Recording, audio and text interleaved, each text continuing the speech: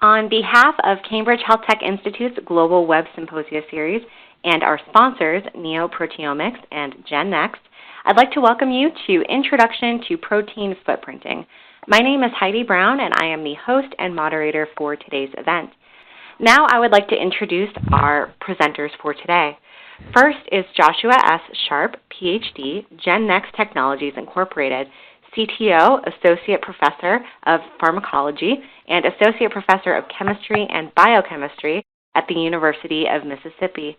Our second presenter is Mark R. Chance, PhD, NeoProteomics Incorporated, co-founder and CSO, Vice Dean for Research at Case Western Reserve University School of Medicine.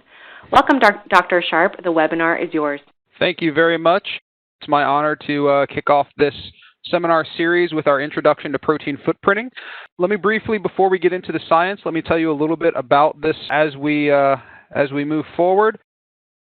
This series is being brought together by an alliance between GenNext Technologies and NeoProteomics that's been formed to try to facilitate the exchange of both scholarly content and questions and information among researchers working in biopharmaceutical development and structural biology. The two companies that have brought this together, NeoProteomics is a world-recognized leader in footprinting services for biopharmaceutical and structural biology research. GenNext Technologies is currently the world's only provider of footprinting instruments, commercially available software, and accessories. So together, we're trying to basically bring more of this information and more of this technology to the community at large. I hope you'll all take a chance to check out proteinfootprinting.com, which is a public access interactive website that's been debuted as part of this alliance to try to support researchers and give the community a portal to share ideas, share new scholarly content, and facilitate communications in this area.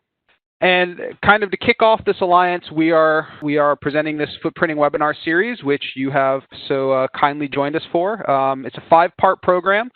Today, the first part, given by Professor Chance and myself, is an introduction to protein footprinting, where basically we will go over the foundations of the technology, why it works, give some examples of the kinds of experimental workflows that this technology has been used for in the past, so you can get an idea kind of where the field is at now and why this is such a powerful and widely used technology. We will then have future seminars. Our next seminar is October 14th. It will be presented by Professor Mike Gross of Washington University in St. Louis, and it will be on protein footprinting applications in structural biology. We will then have other targeted webinars. I'll be giving one on FPOP. I'll be joining with Dr. Chance to talk about data processing solutions and strategies. And then finally, we'll have Professor Lisa Jones talk about doing FPOP inside of living systems. So hopefully you'll be able to join us for those and invite along some interested colleagues you may have. So with that, let me start with the scientific content of our presentation today and start at the very, very basics. Basically, what is footprinting? Footprinting has been around for biomolecular characterization for almost 5 decades. And from a very basic standpoint, it involves covalent chemical change of a macromolecule where some facet of this change is sensitive to the higher order structure of the molecule. This technology, or this family of technology, has a long history of development with a wide variety of reagents that have been used for footprinting. It was first formalized for nucleic acids back in the 70s, and protein footprinting really began in the early 1980s. And it actually adapted from a long history in protein chemistry that existed for several decades before that, where researchers would try to use chemical modification reagents to identify active sites in enzymes. They later then adapted similar technologies just to characterize the surface of proteins and how those surfaces changed. The modern era of protein footprinting really kicked off in 1991 with the first report of using mass spectrometry-based detection using fast atom bombardment back in 91. And since then, it has really grown and flourished with a wide variety of reagents, a wide variety of strategies. So let's talk a little bit about the strategies and reagents that exist in the modern era for doing protein footprinting. And really, I think it's best if we think about footprinting reagents and divide them into two categories. You have specific reagents. These reagents are designed to react with a limited variety of amino acid side chains. So they're specific to particular functional groups that are present only on a small subset of amino acids. These reagents are very useful for answering very targeted questions, and they have a very, very rich history in structural biology and even in molecular biology, where cysteine scanning mutagenesis combined with some of these reagents has become a very popular and powerful technique. These strategies are very useful when you want to answer specific questions. I have a specific amino acid or type of amino acid, and I want to know how that particular type of amino acid is engaged in certain interactions or certain structural features or structural changes. Since it's specific, you can ask and answer very targeted questions in a very targeted manner. However, you only get information about the particular types of amino acids that you're targeting with your reagent. You remain relatively blind to everything else. The second category of footprinting reagents are the relatively non-specific reagents. These are reagents that react with a diverse array of amino acids, and they tend to be very, very highly reactive species. So free radicals, carbenes, things that will react very, very energetically and very, very quickly with a wide variety of amino acid side chains. Now, you'll notice that I use relatively non-specific. There are no reagents that react with every amino acid with equal efficiency. All of these reagents have some specificity built into them. Some are very broad. So for example, hydroxyl radicals will react at varying levels of efficiency with a wide variety of amino acids, pretty much everything except for glycine or alanine. And you can label those if you really, really push hard enough. Similarly for CF3 radicals, where it will react with just about everything except for cysteine and methionine. Others are much more specific. For example, carbonate radicals, shown here kind of in the lavender color, generally only target about 5 different amino acid side chains. What these relatively non-specific reagents allow you to do is they allow you to actually probe the protein structure, the protein conformation more broadly. They allow you to try to label lots and lots of areas on the protein in a single experiment and get a more general view of what's changing or what's happening with the protein surface. Today, our lecture is primarily going to talk about hydroxyl radicals. Hydroxyl radicals are by far the most widely used and most well characterized of the non-specific category of footprinting reagents. And I want to give you a real brief foundation of why hydroxyl radical protein footprinting actually works, kind of the science behind it.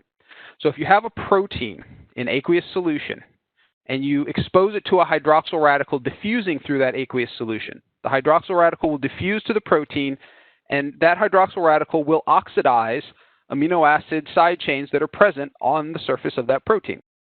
And the rate at which that hydroxyl radical will react with a given amino acid side chain is primarily a function of 2 factors. The first factor is the chemical nature of the oxidized residue. Some amino acids are just more reactive than others. The second major influence on that rate of oxidation is the average accessibility of that oxidation target to the hydroxyl radical over the lifetime of exposure to that radical. So if that amino acid is very accessible to the solvent that the radical is diffusing through, it will react much faster than if that amino acid is largely buried under other parts of the protein structure. Now, this is really illustrated beautifully in a 2001 paper from Professor Mark Chance's group, where they took a look at the oxidation of amino acids in a protein as a function of addition of a concentration of a denaturin, in this case urea. And what they're able to do is they're able to see that as they add in the urea, the amount of oxidation of these amino acids does not change until they reach the unfolding transition of that protein. And then as they reach the unfolding transition, they can see that the amount of oxidation increases very, very quickly until it reaches a plateau once the protein is unfolded.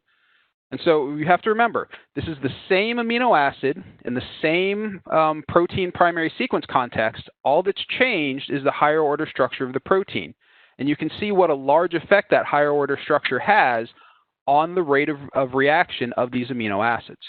And this is really the information that we're getting to with hydroxyl radical protein footprinting experiments and ultimately other experiments in the protein footprinting toolbox, is using the reaction rates of these amino acids with the reagent to report back on the accessibility of that amino acid to that reagent. Now, for hydroxyl radicals, the inherent reactivity rates are pretty well known for free amino acids. And just as a basic rule of thumb, the sulfur-containing amino acids are the most reactive, followed by the aromatics, followed by the long-chain aliphatics, followed by the charged amino acids, followed by the smaller polar amino acids, with alanine and glycine bringing up the rear. The way that most hydroxyl radical protein footprinting experiments work is that you take a protein, so the same amino acid sequence, in two different conditions, two different structural conformations, and you look at how the reaction rate of a given amino acid or a given region of the protein changes in conformation A versus conformation B. Since the primary sequence of the protein is the same, the inherent reactivity of the amino acids in each one is the same. What changes is the accessibility of the oxidation target. So you can directly relate the change in reactivity with the change in solvent accessible surface area. Okay, so you have to expose your protein to hydroxyl radicals. How do you do this? Where do the radicals come from? There are lots of ways to make hydroxyl radicals, and most of the ways have been used at some point or another in protein footprinting. You can do it chemically with Fenton chemistry. You can use ionizing radiation to make hydroxyl radicals from water, which is nice and clean and easy to control, but it requires you to ionize water, and you have to also be careful that you're not also ionizing other things. You can make it by photochemistry through photolyzing hydrogen peroxide, which again is much easier to control than something like Fenton chemistry, but it requires you to add in hydrogen peroxide, which by itself is also an oxidant. So you have to be very careful how long you let your protein be exposed to these secondary oxidants like hydrogen peroxide. Today we're going to talk mainly about three different methods, probably three of the most popular or most widely available methods for doing hydroxyl radical protein footprinting. We'll talk about radiolysis of water using X-rays. We'll talk about photolysis of hydrogen peroxide using lasers. And finally, we'll talk about photolysis of hydrogen peroxide using the FOX platform, which is a high-pressure flash lamp. And you'll notice I've put timescales next to all of these.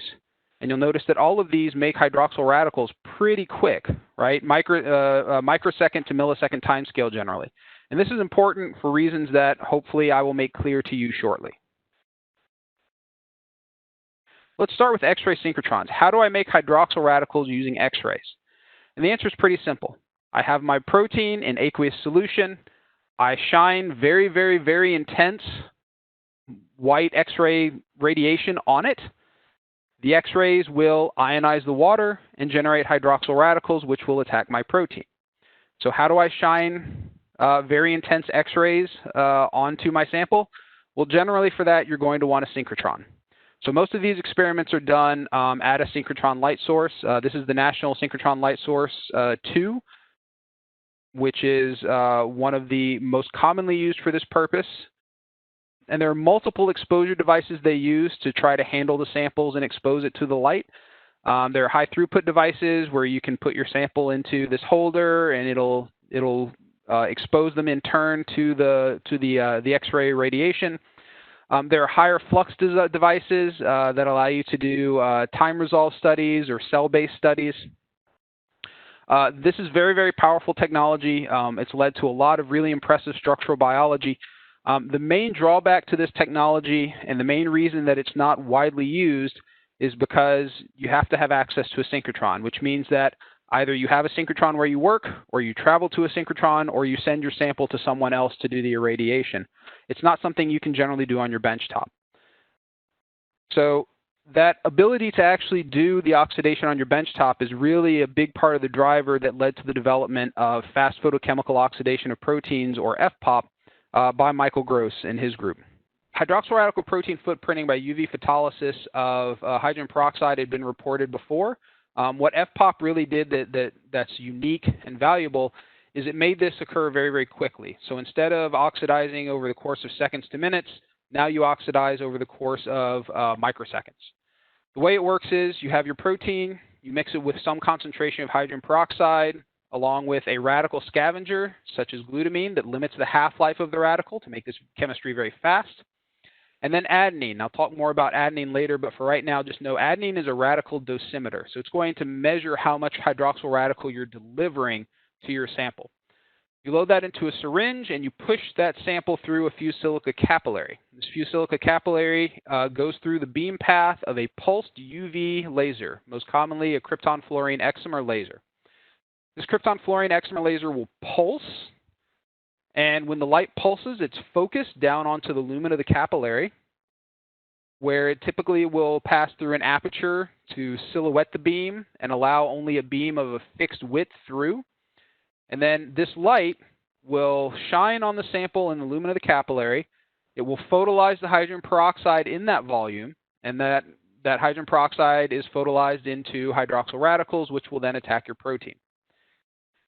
What happens then is this light is pulsed, it creates your hydroxyl radicals, the light turns off, and the sample flow pushes this volume out of the path of the beam. And then the laser pulses again, it illuminates a new volume, the sample flow pushes it out of the path of the beam, and so on and so forth. So that every volume of your sample sees at most one and only one pulse of the laser. This is important because one thing you have to be careful of in all protein footprinting experiments is you have to be careful of artifacts. So anytime that you covalently modify a protein, you're going to change the biophysical properties of that protein, which can change the conformation of the protein. If you then label that protein a second time after it's changed its conformation, now you're no longer labeling the conformation that you care about. You're labeling some artifact that you induced by the labeling process itself. So there are lots of ways that you can deal with this. You can limit the amount of labeling that you do. The way that a lot of the current hydroxyl radical protein footprinting methods try to get past this, at least in part, is by labeling very, very quickly. So you can label the protein. You can even label it very heavily, but it takes the protein time to shift its conformation to reflect the new energy minimum, okay, the new most stable conformation for the labeled protein. As long as you don't label the protein more after it's made that change in its conformation, then it doesn't matter. You've frozen the information from the native conformation in that chemical snapshot you made in that microsecond to millisecond, and then any changes that happen after your labeling period, you're blind to. And so that is really what FPOP, as well as the other fast techniques we're going to talk about, really bring to the table that a lot of the slower chemistries still struggle with. Finally, the third platform is mentioned. It's the newest platform, but it's also the only platform that's commercially available, and that is the FOX oxidation platform, the flash oxidation platform, or FOX platform, that's available from GenX Technologies. It is available for purchase as an integrated system, and it's very similar to an FPOP system, the main difference being instead of having a laser, you now have a high-pressure flash lamp that does broadband UV excitation of hydrogen peroxide instead of coherent light. And then you also have kind of an integrated system where you have real-time dosimetry that operates in a feedback loop with the high-pressure flash lamp, so you can get some automated control of how heavily you're labeling your protein. And the importance of that hopefully will be made clear later when we talk about radical dosimetry. Okay, so now that we've talked about how we make the radicals, let's talk about how we measure the radicals. How do we measure protein oxidation? And really, the method of choice and the reason why protein footprinting had a revolution in the 90s is because of mass spectrometry. We can measure hydroxyl radical labeling using mass spectrometry. So this is a mass spectrum of an intact protein that we've exposed to different doses of hydroxyl radicals, and you can see we see the unmodified peak go away and we start seeing these other peaks show up.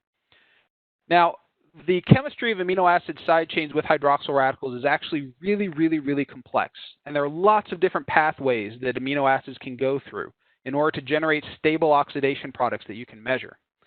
Fortunately, for most amino acids, not all, but most amino acids, the end result, the stable oxidation product that we can measure is the net addition of one or more oxygen atoms. So a shift of 16 Daltons to the amino acid side chain. That's why even though you have all of this terribly complex chemistry going on at all of these different sites, in the end, they form this nice repeating pattern of additions of 16 Daltons to the protein. And if you break it down to a peptide, this gets to be even easier to measure because you can see the unmodified peptide, you can see the peptide plus 1 oxygen, and down here you can even see the peptide plus 2 oxygens. So what we can do is we can actually measure the intensity of these different oxidized forms of the peptide and use that to quantify the amount of oxidation that have occurred on that region of the protein. And something to keep in mind whenever you're dealing with any non-specific label is that labeling isomers are incredibly common. So this is a peptide here. This is the unmodified version of the peptide. And you can see if we make an extracted ion chromatogram from an LCMS experiment looking at the unmodified version of this peptide, we get one nice looking peak. But if I look at the +1 oxygen reaction product of this, so the singly oxidized version of this, you can see we don't have one nice peak. We have this very complicated mixture of lots and lots of peaks. And one thing you have to keep in mind, every one of these peaks represents at least one oxidation product, one separate oxidation product. So all of these different peaks are isomers that have the same mass. They're the addition of one oxygen atom, but they're addition of one oxygen atom to different locations in the peptide. Okay? And some of these isomers can be separated very cleanly. Some of them can't. But in all cases, you have to remember this is actually a mixture of isomers. And when we move to the +2 oxygens, that's still true. We still have lots and lots of isomers. So the way that we quantify oxidation, at least at the peptide level, is pretty straightforward. If most of your signal is dominated by the addition of one oxygen, so you don't have a lot of multiple oxidations of the same region of the protein, then you can just do a simple % oxidation where you take the intensity of the oxidized peaks, so the intensity of all of your signal of oxidized product, divided by the sum of the intensity of the oxidized product plus the unoxidized product, and you get a % oxidation. If you're labeling more heavily and you have lots and lots of multiple oxidized products, then we found that it's a bit more accurate and more realistic to actually do a average oxidation events per peptide, in which case it's similar to this, except now you're weighting based on the number of oxygens that have been added. So +16 is weighted by a factor of 1, but a +32 Daltons, so +2 oxygens, is weighted by a factor of 2, a +3 oxygen is weighted by a factor of 3, so on and so forth, divided by the total ion intensity.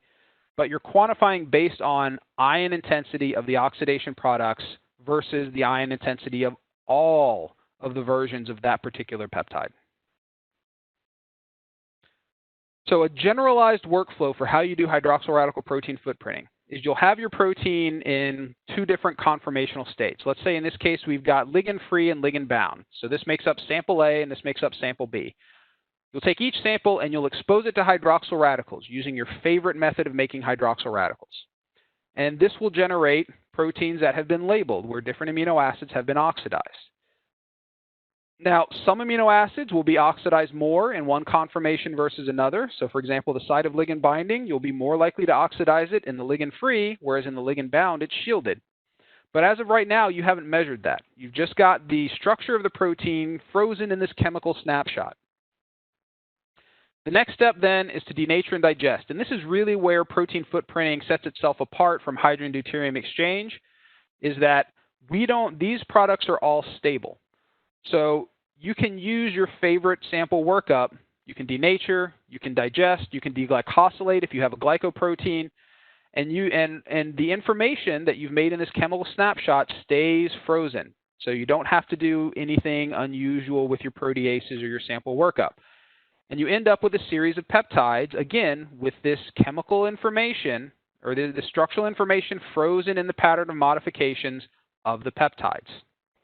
You can then take these modified peptides and at your leisure, you can analyze them by LC-MS, quantify the amount of oxidation, and make comparisons and find regions that change in oxidation between conformation A and conformation B and regions that don't.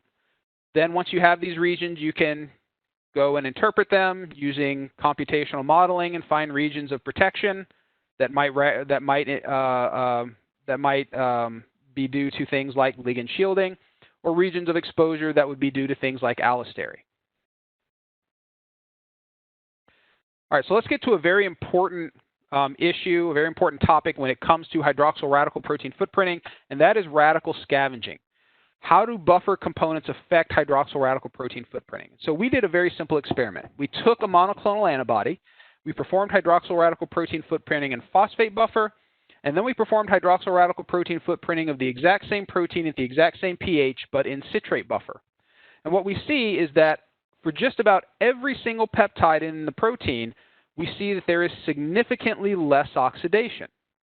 So that might suggest that, hey, this protein is starting to aggregate, or something's happening that's protecting this protein at all regions over the protein. But the fact is, no, this is an artifact. So let me explain what's going on here. So in an experiment, you make your hydroxyl radicals, you've got your protein in solution, you also have oxygen dissolved in solution. But if you have other buffers also in solution with your protein, the hydroxyl radical will attack your protein and it'll oxidize your protein. But if the hydroxyl radical happens to find a buffer molecule first, it will also oxidize the buffer molecule. The result being that if you have a buffer or an excipient or anything that reacts with hydroxyl radicals in solution with your protein, some of the radicals that might have made it to your protein instead end up being consumed or scavenged by oxidation of your buffer components. So if I do this in different buffers, even though the protein has the same conformation, I might see a very different pattern of oxidation. It's an artifact. How do we deal with this? And there have been lots and lots of ways of trying to deal with this that are all termed radical dosimetry, measuring the effective radical dose that we deliver to proteins once we've accounted for radical scavenging in solution.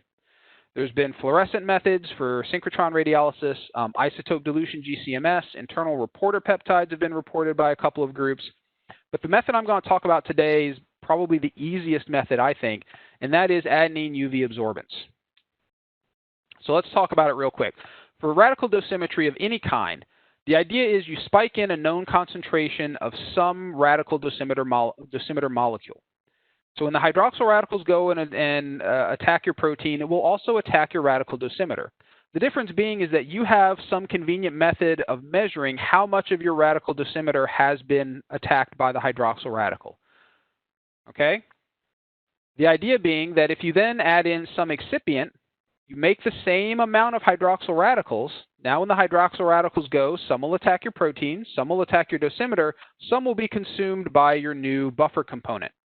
And so when you measure the amount of your dosimeter that's been oxidized, you'll see that it's less than before you added this excipient. With the idea being that, okay, well, as long as I know that to be the case, I can just make more radical until the amount of my dosimeter that's been oxidized is the same as it was before I added in this excipient or this new scavenger to solution. And as long as I do that, to where I know the amount of oxidized dosimeter is the same, then the amount of oxidized protein will also be, the amount of oxidation on my protein will also be the same. Adenine is nice and convenient for this because adenine by itself has a nice UV absorbance peak at about 260, 265 nanometers. If you shoot it with a laser, nothing happens to the peak. If you add in hydrogen peroxide, nothing happens to the peak. But if you add in hydrogen peroxide and shoot it with a laser, this peak goes away. The intensity of absorbance at 260 goes away very, very quickly. So that means that we can use adenine as a radical dosimeter, and we can monitor the amount of oxidation of the adenine just by very simple UV spectrophotometry. And we can do this in line with our FPOP system in real time so that we measure our adenine absorbance, we turn on our laser to start making hydroxyl radicals, and you can see the UV absorbance drops. But if we know that, for example, for our first experiment, without the buffer or without the excipient, our dosimeter UV absorbance dropped from 79 MAU to 66 MAU, and then I add in my new excipient or my new buffer, and I run the same experiment, and I see that it only drops down to 70 MAU, what I can do is I can increase the intensity of my light to make more radical and just track the dosimetry response until it hits my target. And then once it hits my target, I know that I have exposed the protein to the same effective hydroxyl radical dose. So I've compensated for the presence of that excipient. And now I can start collecting sample from here on out and know that I'm comparing apples to apples when I'm comparing my protein in buffer A versus buffer B. Okay, and with that, that is the end of my part of the introduction. I'm going to hand this off to Professor Chance, who will continue talking about applications in hydroxyl radical protein footprinting. Good afternoon, everybody. But Josh laid out the basic technology, and we'd like to see now how it can be useful to you in specific pharma or academic kinds of projects. And I think one of the key things we'll see, one of the things we're seeing is that the kinds of targets we want to prosecute may be getting more complicated and more interesting biologically because of advances in protein purification. So I give an example of macromolecular complexes, which are increasingly a specific target for pharma research. Antibodies, obviously, are big macromolecules. And I would say modern approaches to prosecute these kind of materials require multiple technologies pulled in together. Now, I think why footprinting is making such a big inroads right now is twofold. One is the technology is quite regularized and understood, as you saw from Josh's presentation. And the second is, just bluntly, it takes much smaller amounts of material to do footprinting, mass spectrometry generally, than all of the other techniques on this page. So where we can show mass spec as a gold standard for assessing structure, you then now know that you can do your studies immediately. You can do your studies to a high level of resolution and solve your problems now. So let's see how that works out. Conceptually, again, I don't advise applying footprinting data because it's, as Josh showed you, it's a local structural probe of a side chain or a peptide. You need some kind of conceptual model, and cryo-EM and crystallography, NMR are foundational approaches to getting this information. And we can do a lot of modeling based on what's in the databases. And then we'll bring in footprinting techniques. And then we might need some global conformational information, like would be coming from native MS, small angle X-ray scattering, and computational approaches to put it together.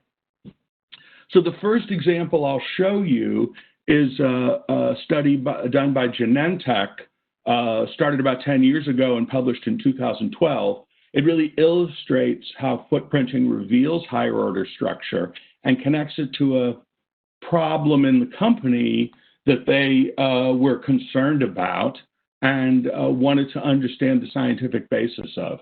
So this is a model of Avastin, which is one of the #1 drugs sold by Genentech at that time and for many years.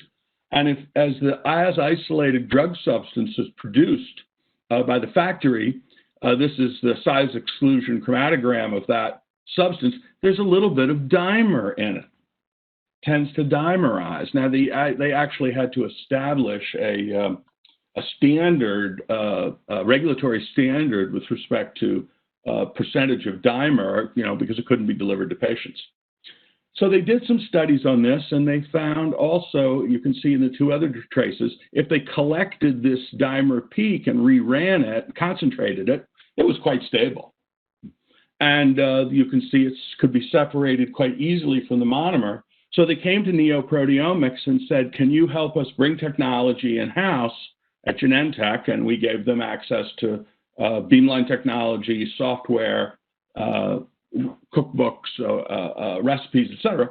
And they said, can we ask the question, what's the difference in higher order structure between the monomer and the dimer species, so we can understand what's going on at the molecular level.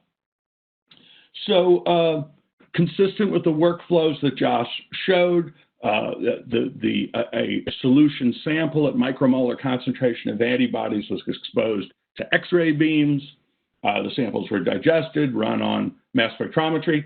Software programs were assessed to look at the dose response curves for monomer species of the antibody versus purified dimer species.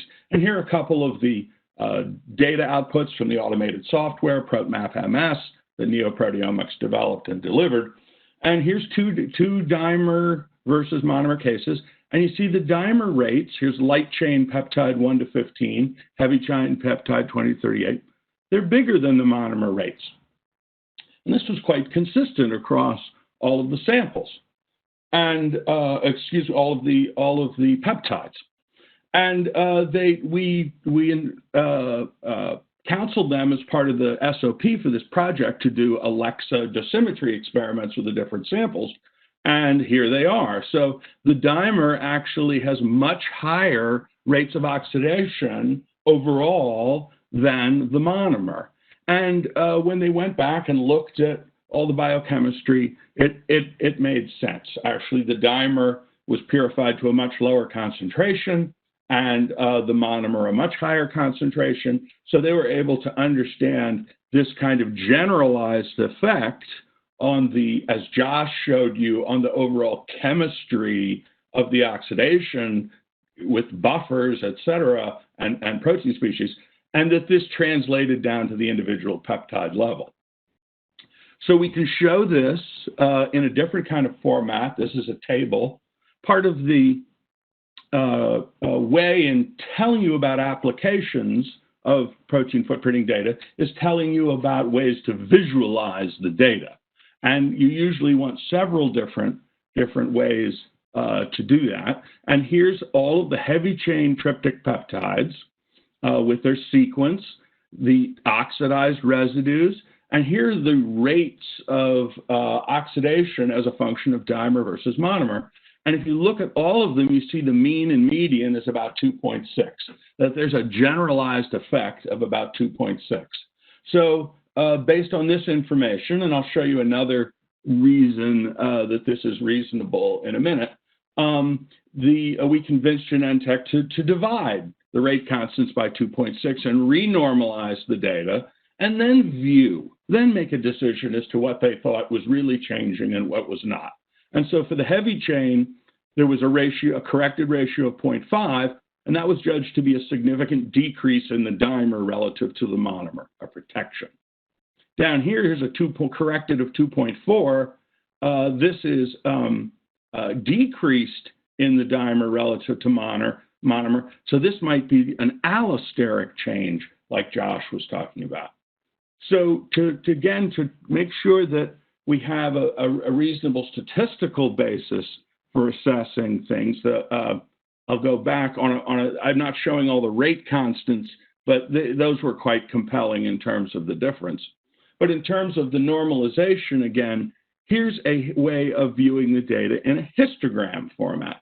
So here are the number of peptides that are within a certain ratio. Here they're highly protected, dimer and the monomer on the left, and highly increased, in an allosteric on the right. But most things don't change. And so seeing this kind of normal distribution makes you think, okay, once I correct the data, it's around 1. Most things have a ratio of 1 or not changing much. And the interesting ones are the ones that out in the tails here where there's some allosteric perturbation of this higher order structure as a function of dimerization, and here where is a protection. Okay, so how have we visualized data? We have, let's go back. We see dose response plots, we see tabular summaries, we see histograms, and then here's the other tabular form, which Josh showed you at a peptide level, this summarizes the tabular data. The light chain has 4 separate peptides showing decreases in reactivity for dimer. Perhaps these are points of interaction. One of those in the heavy chain, and the heavy chain has many examples of increases in reactivity for the dimer. And here's the one I wanted to get to. Here's the final visualization, layering that information back on the structural model of Avastin. So green peptides here represent head-to-head interactions of the dimer in those predominantly light chain peptides. And the heavy chain is perturbed both in the head group of the antibody, but also down in the Fc, where it presumably interacts with the cellular receptors and is internalized, and such that dimerization, if it's affecting the structure of the Fc, that actually became to them a reasonable explanation for clinical differences in the materials.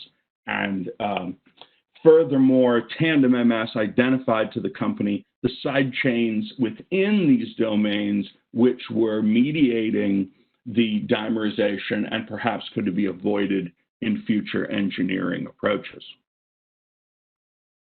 So that's a really now almost a classic tale of how to do it right that Genentech has pioneered with using footprinting and higher order structure for pharma applications on a real world drug. And this has now really become routine where hydroxyradical protein footprinting can be used to reveal higher order structure changes due to heat aggregation, as in this case of this particular biosimilar, and shows the specific regions that are protected and change conformation as a function of heat shock. And this obviously, as Josh showed and implied, you can measure the effects of excipients, as they're often called, on aggregation, and then you've got to test the scavenging behavior of those excipients with a dosimetry-based awareness, and the FoxBox really doing that real-time dosimetry compensation is a great way to go. So let me go from big molecules to small molecules. We know that when large molecules interact, they bury hundreds, if not thousands, of angstroms of surface area, and so we can easily see how hydroxyradical protein footprinting can trivially detect points of interaction. What about when small molecules interact with a protein? Can we identify small molecule drug footprints on the protein surface? These cover only a modest surface area, and we're going to have go well beyond peptide resolution to do that. And can hydroxyradical footprinting be brought to bear? So here's again a workflow with this toy protein. We decorate it with hydroxyl radicals, and then we do it in the presence of a ligand, and we digest as Josh shown. And now I want to emphasize those peptides have those squiggly peptides there. They have lots of dots on them, that there is potential for structural information, subpeptide structural information of wide extent, and a potential to multiply the resolution 2, 3, 4, 5-fold, depending on residue-specific coverage. And that requires isolating chromatographically those isomers that Josh talked about. So let's talk about that in a real experiment. This is work of Professor Jana Kieslar. I am not a co-author. I'm just a big fan of her work with Nunzio Battini at UCSF, and their goal was to define a small molecule binding site on a low molecular weight protein tyrosine phosphatase. We don't have time to go into the diabetes biology of inhibiting or activating this tyrosine phosphatase and what that would mean. Let's stick to the workflow that lets you map a small molecule to a small protein here in this case. So we're going to take the protein and phosphate buffer, we're going to irradiate in sub-millisecond domains, trypsin digestion, and get dose responses per residue plus or minus drug. So here's an example of a chromatogram. Here's the unmodified peptide 7 to 18. If we extract the plus 16, our tandem MS clearly shows us isomers labeled on leucine, isoleucine, and valine. If we look at the plus 32 oxidations, we can see these cysteine residues, and so on. So instead of getting all of the oxidations in one bucket, we can now extract at specific retention times in the chromatogram to get residue-specific data. And John was able to accumulate 25 specific, residue-specific probes within this low molecular weight protein tyrosine phosphatase, control and with drug, and several showed increases in ratios above 1, reflective of potential ligand-induced conformational change. So let's look at a second how it looks at the peptide level, right? I showed you that peptide data. The rate's about 3, and then it goes to about 2 when the drug binds. Possibly suggestive. But when I'm able to do that on the residue level, I see I have the 2 cysteines, which are clearly have a ratio of 1, but these 2 residues really pop, in terms of their significance relative to other residues within the same peptide. And that's starting to look more interesting. So the second piece is if we go to our histogram analysis, we show 25 residues as a function of protection ratio. Again, we have a pretty normal distribution. And then here's that leucine and isoleucine are the most protected. And then the next is Y131 and 132 at about 1.5. And so again, let's go to door number 1. And if we layer that information on a known crystallographic model of our human protein, this is a model from a mouse variant, and show the residues in red that are protected as a function of drug binding, and the residues in blue that are not, and the gray is where we're lacking some coverage, so we don't have specific information. But notice that the residues disparate in sequence, right, all the way at this C-terminus that are protected, form a tertiary structure pocket with the 2 residues at the N-terminus, which also show significant protection. This in the crystal structure is a phosphate group, which is known to be necessary for activity of this enzyme. And so we think the phosphate group also has found the active site. So this, again, clearly shows that single residue-based footprinting approaches for a small protein can define even a drug-binding pocket quite specifically. And again, this is about 5 years ago these experiments were done. So Dr. Kiesler also went further in having the insight, if I have 25 separate probes, can I normalize the reactivity to create protection factors and then compare to solvent accessibility data for that mouse model, and will it look at all compelling? Can I derive the extent of protection exactly quantitatively for my drug binding? So here are those 25 pieces of data, rate constants from that table, a natural log of protection factor plotted against the surface area from the mouse crystal structure. And life isn't perfect, but it isn't too bad. It's a nice correlation. So to a first approximation, to a first order, there's a clear relationship between these 2 variables. And there's some things which are knocking them off the line, second order effects, which we don't fully understand. But we can certainly now know what our molecular ruler is calibrated to, and we can regress our data points to the line and say, this is the specific change in surface area of a specific residue, excuse me, at a quantitative level. At a quantitative level, and such that for a different drug, you could, and then expect a different result, and you could imagine populating information and in a structure-activity relationship sense around that pocket to understand how your drug interacts. So here's now that change in solvent-accessible surface area explicitly as a function of ligand binding, color-coded. And then this is great timing is everything sometimes. And this was published in, Dr. Kiesler and Dr. Bettini published this in Nature Chemical Biology. And then after it got published, Bettini's lab finally was able to find a technique, an alternative technique to solve the structure. And they'd been trying for years, and that was solid state NMR.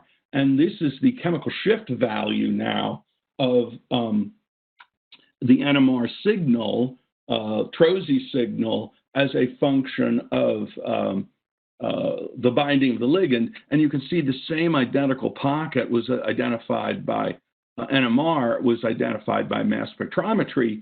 Now, NMR had coverage on this peptide over here, which at the time we did not have coverage of.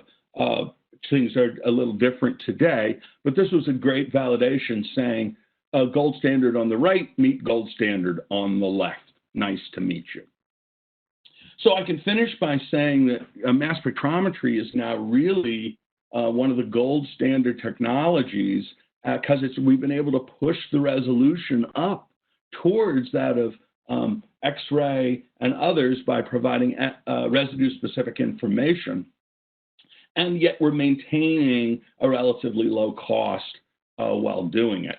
So it's up here in a new white space, on this diagram. This is a courtesy of Yoshi Kimura, a colleague of mine in the field. But, very high throughput technologies are good for early screening. But once you need to understand mechanism of action specifically, you need gold standard residue-based approaches, and we're showing footprinting can get you there quite quickly, quite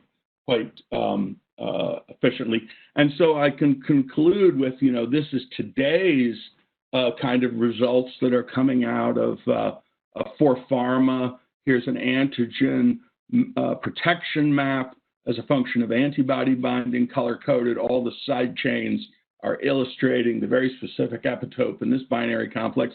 And here's an example of residue-specific protection in the formation of a ternary complex, 500,000 molecular weight or so, that would be Neoproteomics would be delivering to pharma companies today.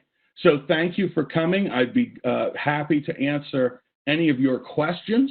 And Josh and I are very excited about the possibility for making structural biology faster, cheaper, easier for all of us as we move forward. Thank you.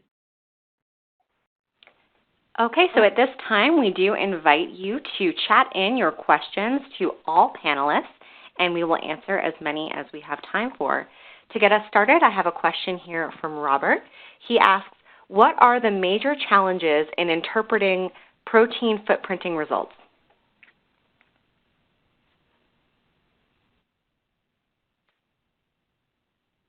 So this is Josh. That's a great question. There are a few challenges when it comes to the interpretation. So I'm going to take this from an interpretation standpoint, not just from a data analysis standpoint. So we've got the amount of the oxidation. We've got how much they change. Now we just need to understand each standpoint.